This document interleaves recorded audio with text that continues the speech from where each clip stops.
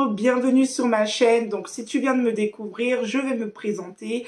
Je suis Gaëlle, thérapeute et coach et auteur du livre Bâtir sur la ruine. Et tout récemment, j'ai obtenu mon diplôme de conseillère conjugale. Donc ça y est, je suis diplômée conseillère conjugale. Et ma mission, c'est tout simplement d'aider les femmes à guérir de leurs blessures intérieures, à se reconstruire d'une relation toxique et à attirer l'amour dans leur vie. Dans cette vidéo, je vais te parler de comment faire pour vivre un mariage épanoui. Alors, dans un premier temps, je vais te dire, pour vivre un mariage épanoui, il faut surtout pas que tu te mettes la pression. Je sais que en tant que femme, parfois, selon les cultures, on peut être éduqué à se dire que, voilà, on sait que le mariage c'est important, mais se foutre une pression d'être une bonne femme. Et finalement, t'es peut-être une femme aujourd'hui qui n'a pas, qui ne sait peut-être pas cuisiner, ou t'es peut-être une femme qui a certaines lacunes, et du coup, tu te mets une forme de pression et tu te dis, il faut absolument que je sois la femme parfaite. Non, il faut savoir que la personne qui t'aime a besoin de te voir de manière naturelle et n'a pas besoin d'avoir une femme parfaite. Donc ne te fous pas une pression en te disant il faut absolument que ça fonctionne, parce que plus tu vas te mettre la pression, plus tu vas auto-saboter ton mariage. Je te dirais dans un deuxième point de prendre énormément de temps pour toi. Il faut savoir que, ok, tu t'es marié, mais il est important que tu arrives dans tes semaines, surtout quand tu as des enfants, à prendre un temps pour toi. Parce que, en fait, le fait de prendre du temps pour toi va te ressourcer et va amener une nouvelle énergie dans ton couple. Et ça, c'est primordial que tu prennes vraiment soin de toi, que ce soit au niveau spirituel, que tu fasses tes prières, que tu continues d'entretenir la relation avec Dieu, que ce soit au niveau en fait du physique, que tu fasses au moins 20 minutes de sport par jour, et au niveau en fait dans tous les niveaux personnels, que tu aies vraiment une vie organisée pour te faire du bien. Ensuite, dans un troisième temps, je vais te dire que si tu veux réussir ton mariage, il faudra renoncer au fait d'avoir toujours raison. Il faudra penser au bien-être du couple et non plus à qui a tort et qui a raison. Et ça, c'est primordial, parce que tu ne peux pas réussir un mariage en voulant, tout le temps avoir raison, en voulant à chaque fois avoir le dernier mot sur ton partenaire. Ça ne sera pas possible, parce que le fait de vouloir toujours avoir raison va nuire à ton couple. Donc, mets ta fierté de côté. Vous êtes ensemble, vous avez choisi d'avancer ensemble. Le but, c'est que vous avancez, et le but, c'est pas que vous soyez l'un contre l'autre. Il y a beaucoup trop de mariages qui s'écroulent parce que souvent, on prend notre partenaire comme notre ennemi, alors que notre partenaire, il est censé être là pour nous. Après, si tu vis une relation toxique, effectivement, là, c'est différent, parce que quand on est dans une relation toxique, effectivement, que ton partenaire sera contre toi, vu que c'est quelqu'un qui va sans cesse te mettre dans des états émotionnels destructrices. Donc là, ça, c'est complètement autre chose. Pour réussir également ton mariage, je vais te dire qu'il faut que tu sois discrète. Il faudra que quand il y a des disputes avec ton conjoint, que tu apprennes à ne pas aller raconter ta vie à tout le monde. Et je sais que pendant que tu regardes cette vidéo, moi par exemple qui étais bavarde, et je me rappelle quand j'ai rencontré mon conjoint, c'était difficile, qu'on avait des problèmes. Il y a 4 ans de cela, j'étais une pipelette et je racontais ma vie à mes copines. Sauf que le problème de ça, c'est que quand maintenant tu te remets avec ton conjoint, l'image que tu as donnée de ton partenaire a été saccagée. Du coup, les personnes en fait qui ne connaissent pas ton conjoint vont avoir une image, et tu vas te retrouver même à être ridicule, et tu vas même perdre en crédibilité, parce que tu as dénigré ton mari auprès de tes copines. Donc fais vraiment très attention à ça.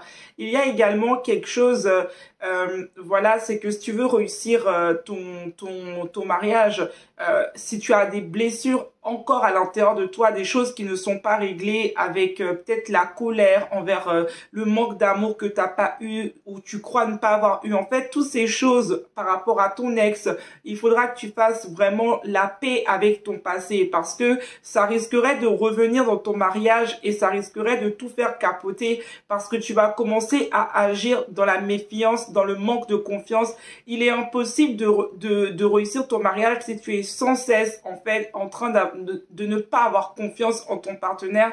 si tu es sans cesse en train de penser que ton partenaire va te tromper comme toutes les personnes, si tu ne crois même pas à l'amour, ça sera très compliqué.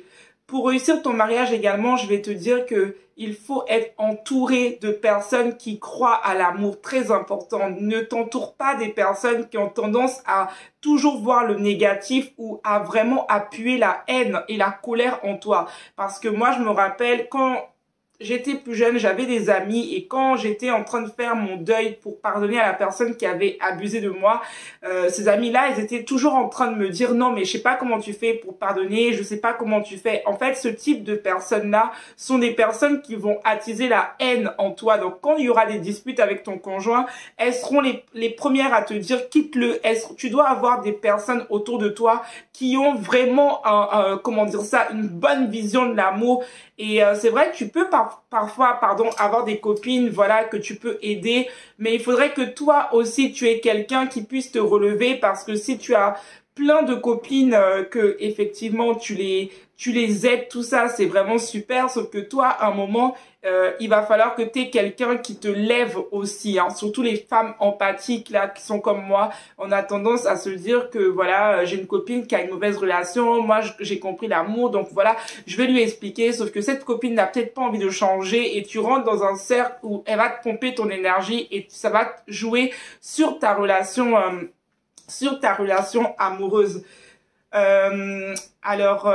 Donc si tu veux également réussir ton mariage, il faudra que tu laisses la liberté à ton partenaire, très important.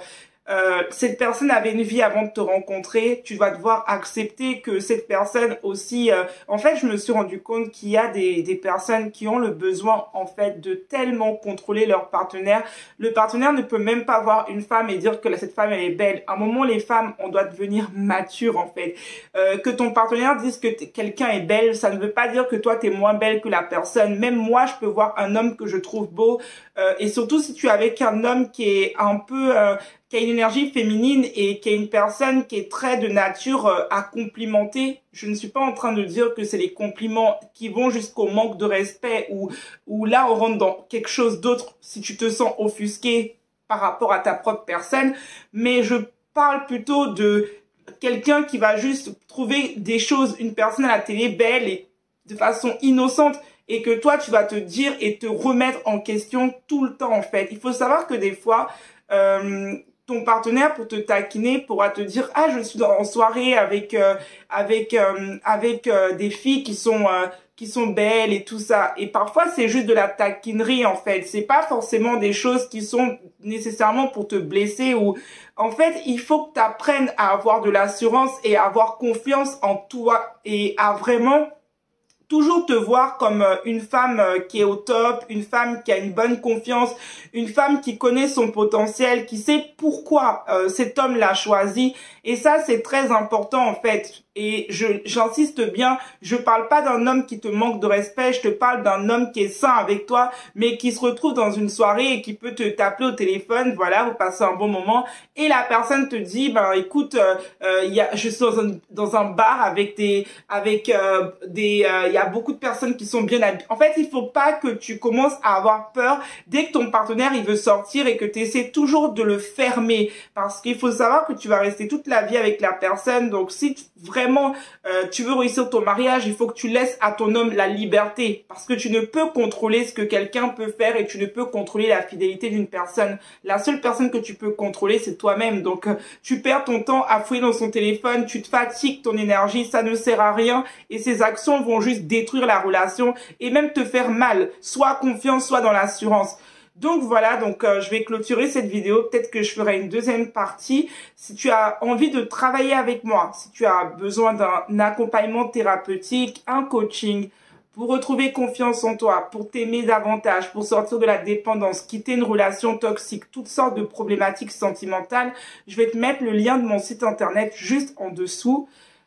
Si tu as besoin également de te procurer mon livre « Rebâtir sur la ruine », si tu vis une relation toxique, il est disponible sur Amazon. Et surtout, abonne-toi parce que tous les lundis, je vais faire une vidéo pour t'aider à vraiment vivre une belle relation amoureuse.